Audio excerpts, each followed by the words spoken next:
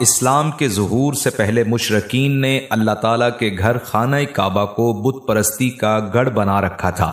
بتوں کے نام کا حج اور طواف کیا جاتا، ان کو سجدے کیے جاتے، انہیں خدا کے ہاں سفارشی تصور کیا جاتا اور ان بتوں کے لیے نذرانے اور قربانیاں پیش کی جاتی۔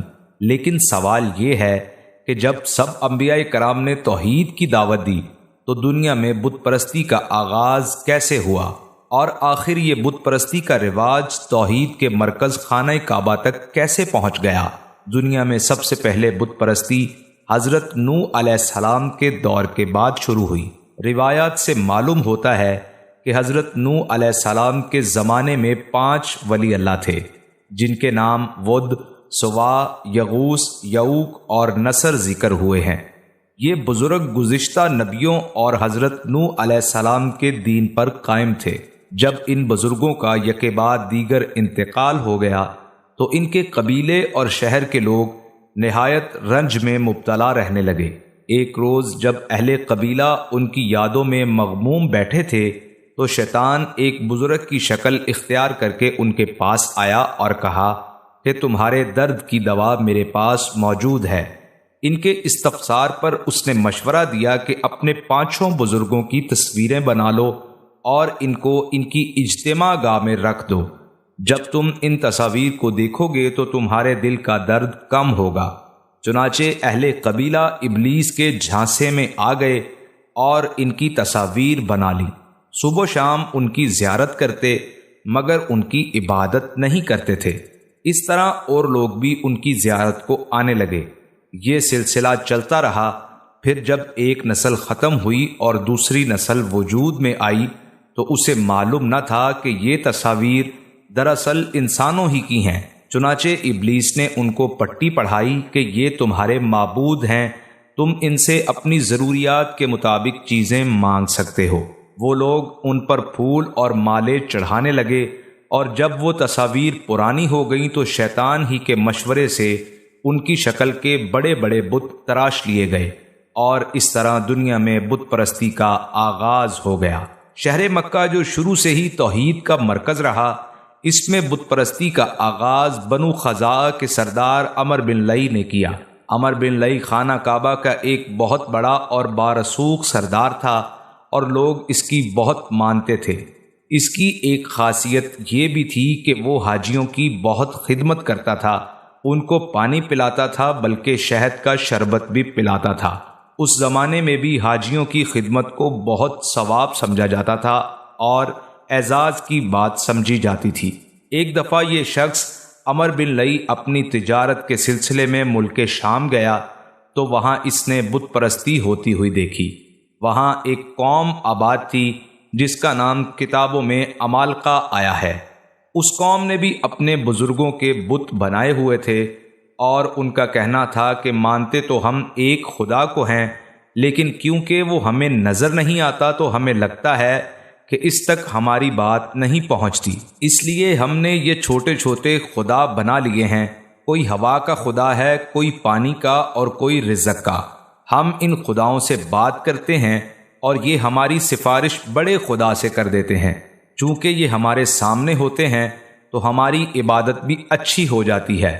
عمر بن لئی کو یہ بات بڑی پسند آئی اور وہ وہاں سے ایک بت خرید لایا اور خانہ کعبہ میں رکھ دیا۔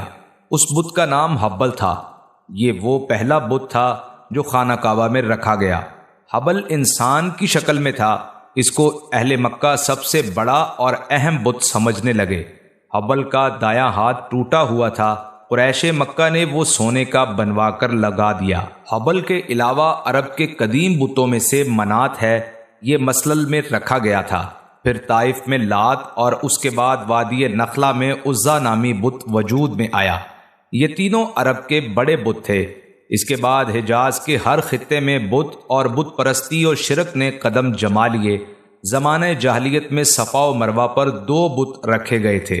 صفا پر جو بت تھا اس کا نام اصاف اور جو بت مروہ پر تھا اس کا نام نائلہ تھا۔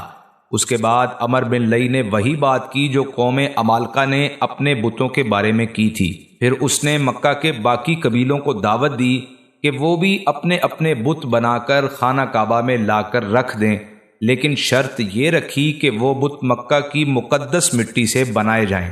اس طرح مکہ میں بت پرستی شروع ہوئی، اور بعد میں جس قبیلے کا بت خانہ کعبہ کے اندر رکھا ہوتا تھا، یہ اس کے لیے بڑے اعزاز کی بات ہوا کرتی تھی۔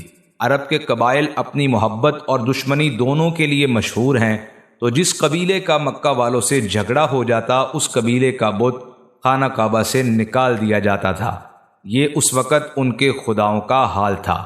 کہا جاتا ہے کہ عمر بن لئی کے تابع ایک جن تھا، اس نے عمر بن لئی کو جدہ میں دفن قوم نوح کے بتوں کے بارے میں بتایا۔ چنانچہ عمر بن لئی ان بتوں کو نکال لایا اور حج کے ایام میں انہیں مختلف قبائل کے حوالے کیا۔ یوں ہر قبیلے اور ہر گھر کا اپنا اپنا بت ہو گیا۔ اس آدمی کا ذکر اللہ کے رسول صلی اللہ علیہ وآلہ وسلم کی ایک حدیث مبارکہ میں آتا ہے۔ جناب ابو ہریرہ رضی اللہ تعالی عنہ نے بیان کیا کہ اللہ کے نبی صلی اللہ علیہ وآلہ وسلم نے فرمایا، میں نے عمر بن لئی خزائی کو دیکھا کہ جہنم میں وہ اپنی انتڑیاں گھسیٹ رہا تھا، اور یہی عمر وہ پہلا شخص ہے جس نے صائبہ کی رسم نکالی، اور اس کی اس حرکت کی وجہ سے اللہ کے گھر کعبہ میں رفتہ رفتہ 360 بت رکھ دیے گئے۔ کعبہ میں یہ بت پرستی سال ہا سال چلتی رہی، یہاں تک کہ کوئی بھی توحید کا اقرار کرنے والا شخص ان بتوں کے خلاف بات کرتا تو مشرکین اس کی جان کے دشمن بن جاتے۔ جبکہ اس سے پہلے مکہ میں حضرت ابراہیم علیہ السلام کا دین تھا۔ حضرت ابراہیم علیہ السلام خود بتوں سے بیزار تھے، لیکن آہستہ آہستہ یہ لوگ اسلامی تعلیمات سے دور ہوتے چلے گئے اور بہت سی معاشرتی برائیوں میں گرتے چلے گئے، اور پھر اس نبی کا انتظار ہونے لگا جن کے بارے میں گزشتہ آسمانی کتابوں میں بہت سی نشانیاں بتائی گئی تھیں۔ تو اللہ تعالیٰ نے حضرت ابراہیم علیہ السلام کے بیٹے حضرت اسماعیل علیہ السلام کی نسل سے قبیلہ قریش کے سب سے اعلیٰ خاندان میں اپنے پیارے محبوب حضرت محمد صلی اللہ علیہ وآلہ وسلم کا ظہور فرمایا۔ حضور صلی اللہ علیہ وآلہ وسلم کا ظہور ہوا۔ آپ صلی اللہ علیہ وآلہ وسلم بچپن سے ہی اس بت پرستی کے خلاف تھے۔ ان کے خلاف بولنے کی وجہ سے مشرکین مکہ حضور صلی اللہ علیہ وآلہ وسلم کی جان کے دشمن تک بن گئے، لیکن آخرکار فتح مکہ کے موقع پر آپ صلی اللہ علیہ وآلہ وسلم نے اللہ کے گھر خانہ کعبہ کو بتوں سے پاک کیا۔